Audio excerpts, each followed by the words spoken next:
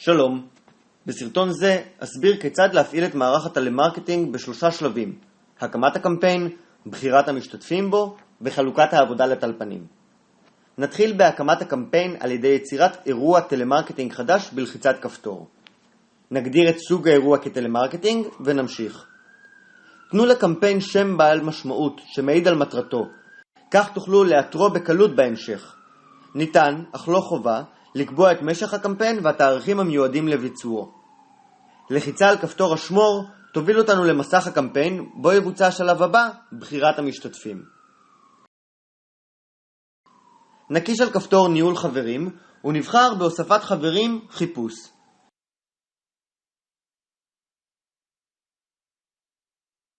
במסך ניהול החברים שנפתח, עליכם לסמן את האפשרות בוחרים ופעילים בשלב 1, ובשלב 2 תוכלו לחפש בוחרים לפי כל שדות המידע הקיימים במערכת.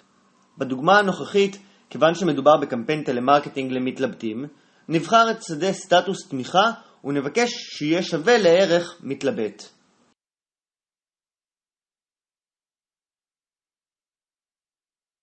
לאחר הקשת בצע, המערכת תציג את רשימת הבוחרים שעונים על הסינון המבוקש, וניתן יהיה לבחור בהם ולהוסיף אותם לקמפיין המיועד תוך הגדרתם במצב משוייך. כשנחזור לעמוד הקמפיין, נראה שהבוחרים שויכו אליו ומופיעים בתוכו.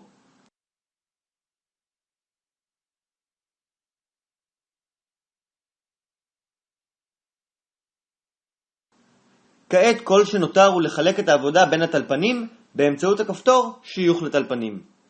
נבחר את הטלפן הראשון שמשתתף בקמפיין ונקצה לו את 3 הרשומות הראשונות באופן ידני.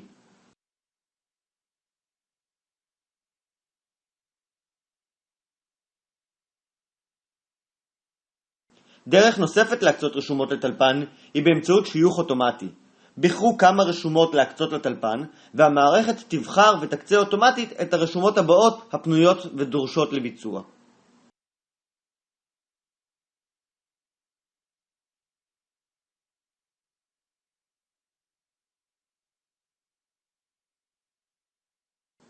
ניתן לשנות הקצאה על ידי סימון הרשומות והקצאתן מחדש לטלפן אחר.